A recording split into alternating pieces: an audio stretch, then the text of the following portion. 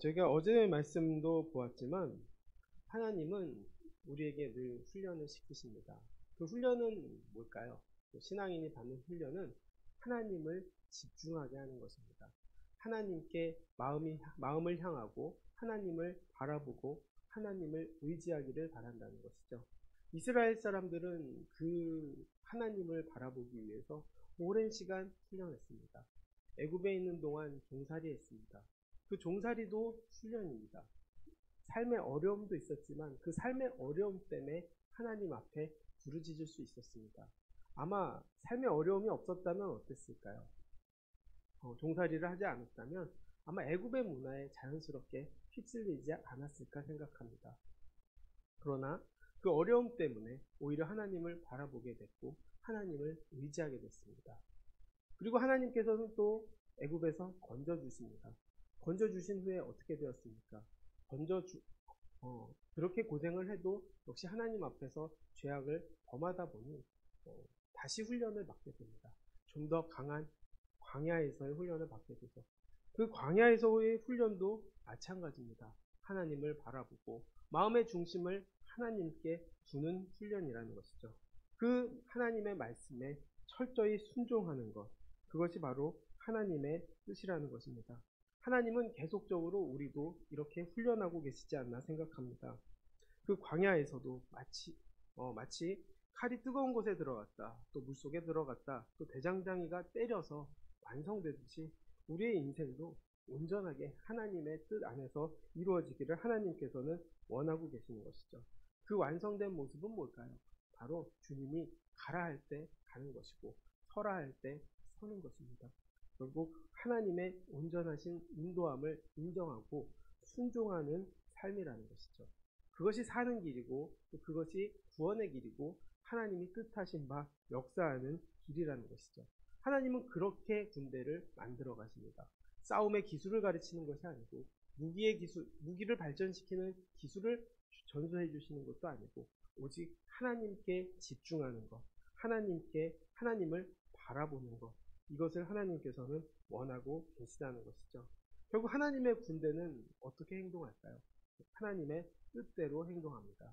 그리고 그 뜻의 방법은 배려하고 무작정 공격하는 것이 아닌 배려하고 남을 생각하는 마음을 가진 상태에서 시작이 되는 것이죠. 헤스본 왕에게 이렇게 이야기합니다. 나는 그대목 광야에서 헤스본 왕 시온에게 평화의 말로 이르기를 나는 내 땅을 통과하게 하라. 내가 큰 길로만 행하고 좌로나 우로나 치우치지 아니하리라 라고 말합니다. 돈을 받고 양식을 팔고 또 내가 먹게 하고 돈을 받고 물을 주어 내가 마시게 하라. 나는 걸어서 지날 뿐인지라고 말하죠. 평화의 방식을 선택합니다. 하나님께서는 무조건적으로 공격하지 않습니다. 늘 기회를 주십니다. 이미 에돔과 또 모압과 암몬은 이 테스트에서 통과되었습니다. 그러나 이 헤스본은 그렇지 못했죠. 그렇게 거절이 있었을 때 어떤 일이 일어납니까? 바로 심판이 일어나게 되는 것이죠. 심판은 하나님께서 그들을 혼내는 일이고 어떻게 보면 잔인할 정도로 혼내는 일이지만 사실 우리는 없애는 것만을 심판으로 생각할 때가 많습니다. 그러나 그 죄에 빠진 땅을 회복시키기 위해서 하나님께서 그 땅을 다시 찾으려 하신다는 것도 우리가 알아야 하는 것이죠. 심판은 왜 의미가 있을까요? 누군가에게는 심판일 수 있지만 하나님의 자녀에게는 구원과 회복의 역사의 자리이기 때문입니다. 하나님께서는 그 회복을 원하셨습니다. 그러나 그 땅은 죄가 만연했고 또 하나님의 말씀을 들을 생각도 하지 않았기 때문에 결국 심판받는 것입니다. 그리고 전쟁이 일어나게 되었고 하나님께서는 이스라엘에게 헤스본 땅을 넘겨주셨다는 것이죠. 사실 누가 문제일까요? 바로 헤스본 왕이 문제였던 것입니다. 하나님께서는 그의 마음이 완고해서 그 땅이 망했다라고 말씀하고 있습니다. 그리고 하나님께서 그렇게 역사하고 계셨다라는 것도 하나님께서는 말씀하고 계시죠. 30절 말씀을 보면 하나님께서 그를 내 손에 넘기시려고 그의 성품을 완강하게 하셨고 그의 마음을 완고하게 하셨으니 오늘날과 같다라고 말씀하십니다. 하나님께서 그렇게 역사하셨다는 것이죠. 그의 마음을 주장했다라고 이야기하는 것입니다. 애굽도 그렇지 않았습니까? 애굽 왕 바로가 다섯 번째까지 다섯 번째 재앙이 있을 때까지는 어떻게 보면 완고했지만 하나님께서 그 후에는 더 완고하게 하셨다라고 이야기합니다. 그렇게 생각했을 때 하나님은 일부러 사람의 마음을 저렇게 주장하시는가? 하나님은 저렇게 어떻게 완고하게 할 수 있었지? 분명히 그렇다면 기회가 있었지만 하나님께서 그것을 거절하게 만드신 것인가? 하나님 좀 잔인한 거 아닌가? 이런 생각이 들기도 했습니다. 그리고 이것에 대한 논쟁도 신학적으로 여러 가지 있습니다. 그런데 생각해보면 저도 많은 고민을 했던 기억이 납니다. 그런데 조정민 목사님께서 이런 이야기를 하시더라고요. 그냥 내버려 두면 완고해질 수밖에 없다는 것입니다. 한마디로 하나님이 주장하셨다라고 생각하기보다는 하나님이 내버려 두셨기 때문에 그의 마음이 자연스럽게 완고해진다는 것이죠. 고집이 센 사람들 어떻습니까? 완고해질 수밖에 없습니다. 자기 생각이 옳다고 생각하는 사람 어떻습니까? 더더욱 완고해질 수밖에 없죠. 또 그것으로 성공한 사람들 어떻겠습니까? 절대 변하지 않습니다. 누구도 더 가르치려 하고 더 주장하려 하고 내 생각대로 이끌려고 하지 남의 말을 들을 생각을 하지 않는다는 것이죠. 결국 그렇게 자기 기준, 자기 생각으로 이끌면 그 고집이 나를 망치고 또 세상을 망친다는 것입니다. 그 시온의 고집 하나 때문에 헤스본 전체가 흔들리는 것이죠. 망하는 길로 갈 수밖에 없었다는 것입니다.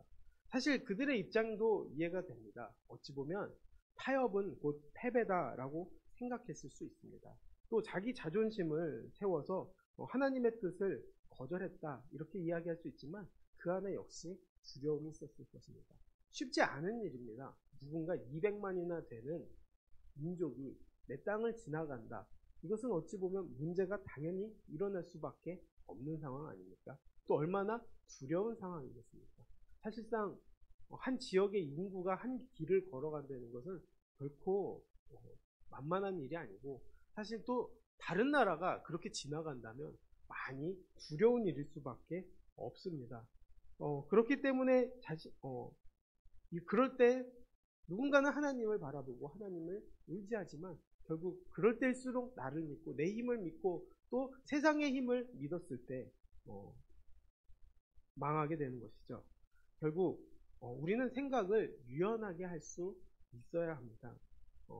하나님에 대한 믿음만 굳게 하고 다른 것에 대해서는 받아들일 줄도 알고 생각할 줄도 알고 배려할 줄도 아는 사람들이 되어야 되는 것이죠. 그렇게 온유한 마음을 가지고 살아야 되지 않을까 생각합니다. 하나님은 우리에게 온유함을 허락하십니다. 또 온유하게 살아가기를 원하십니다. 하나님에 대한 믿음만 확고히 하면 우리는 온유해질 수 있습니다. 하나님을 믿기 때문에 하나님 때문에 넉넉하기 때문에 우리는 그곳에서 자유할 수 있기 때문입니다. 결국 그렇지 않았던 민족은 망하게 되는 것이고 그것을 따랐던 민족은 살아남는 것이죠. 그렇지 않았기 때문에 결국 시온은 33절부터 34절까지 결국 모두가 진멸했다라고 이야기합니다. 그 진멸은 어느 정도 수준이었을까요? 바로 성읍을 점령하고 그 성읍의 남녀와 유아까지 하나도 남기지 않고 진멸당했다라고 합니다. 완전히 진멸된 거죠. 완전히 철저하게 진멸당한 것입니다. 모든 백성이 죽임을 당한 것이죠. 그 성읍의 남녀와 유아까지도 하나도 남지 않고 진멸당한다는 것입니다. 이거를 읽었을 때 사실 마음이 편치 않았습니다. 아이가 무슨 죄길래, 또 여자가 무슨 죄길래, 백성이 무슨 죄길래, 이런 생각이 들 때가 있죠. 또 이런 생각도 듭니다. 내 동물 한 마리만 죽어도, 내가 키운 동물 한 마리만 죽어도 그렇게 마음이 편치 않고 힘든데 사람을 이렇게 잔인하게 죽이는 것이 옳은가? 정말 맞는가? 이렇게 묻게 될 때도 있습니다. 그런데 하나님은 회복을 원하십니다. 그리고 완전한 회복을 원하십니다. 결국 우상에 물들고 하나님을 거절하면 심판받는다는 것을 알게 하셔서 우리에게 살리고자 하는 그 마음을 하나님의 그 마음을 우리가 보아야 한다는 것이죠. 그들은 아마 철저하게 우상을 숭배했을 것이고 하나님께서 만드신 땅을 폭력과 음란이 가득한 땅으로 만들었을 것입니다. 그것은 옳을까요? 그 생각이 계속 물들면 어떻게 될까요? 죄가 만연해지는 것이고 그 죄로 인해서 결국 망하게 되는 것입니다. 결국 하나님을 비판하는 땅에서 다시 하나님을 회복시켜서 하나님의 본래의 목적인 하나님을 영광 돌리는 일, 그것을 우리 백성들이 해야 되지 않을까 생각합니다. 결국 하나님의 뜻을 생각하는 것이 중요한 것이죠.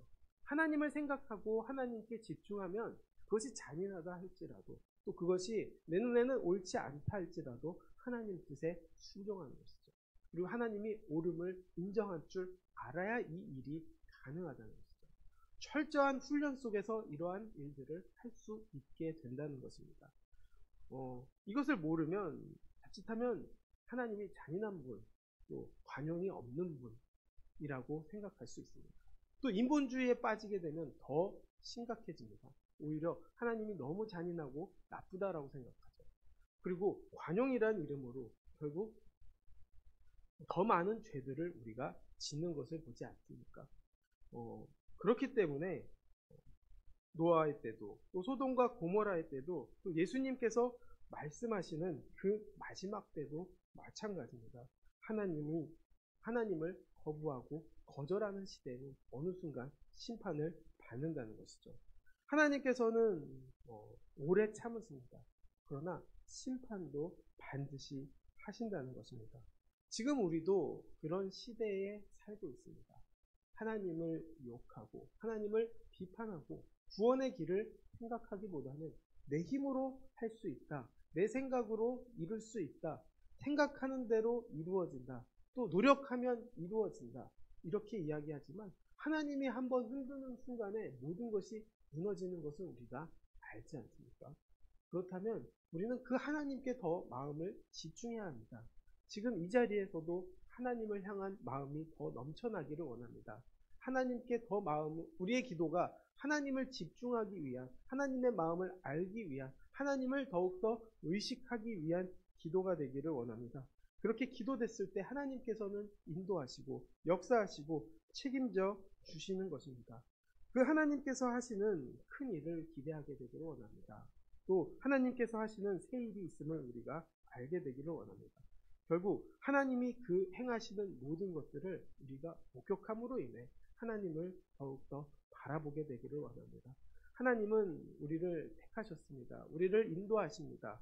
그리고 앞으로도 이끌어 가실 것입니다. 그러나 그 이끌어 가심 속에 여러 가지 일들이 있지만 거기서 우리가 알아야 할 것은 결국 그럴 때일수록 하나님을 의지하고 바라보는 것입니다. 잘 될 때일수록 또 안 될 때라도 하나님을 바라보고 의지하는 삶이 우리에게는 좌로나 우로나 치우치지 않는 그 형통함을 누리게 되는 것이기 때문입니다. 결국 이 땅에서 우리는 순종하고 또 인도하시고 또 치유하시는 하나님을 바라보게 되므로 우리의 삶도 주님과 동행하고 기쁨으로 나아가고 승리하시는 주님의 일에 동참하는 우리가 되기를 주님의 이름으로 축원하겠습니다. 기도하겠습니다. 사랑과 은혜가 많으신 아버지, 하나님의 뜻을 거부하면 또 하나님께서 버리시면 우리는 죄악에 빠질 수밖에 없고 심판의 길에 설 수밖에 없습니다. 그러나 우리를 붙잡아 주시고 부르시고 인도하시는 그 하나님을 봅니다. 아버지, 우리의 삶이 결국 하나님께 집중하고 하나님의 마음을 깨달으며 하나님의 뜻에 순종하는 삶임을 알게 하심에 감사합니다. 아버지, 그 삶을 우리가 추구하게 하여 주시고 우리가 우리의 힘으로 할 수 있는 것이 아니라 주님의 인도하심과 도우심을 인정하고 더욱더 주님을 바라보고 의지하고 사랑하며 동행하는 우리 모두가 돼서 주님의 뜻을 이루고 구원의 역사를 누리는 우리 모두가 되게 주님 함께하여 주시옵소서. 모든 영광 주님께 돌리며 예수님의 이름으로 기도드렸습니다. 아멘.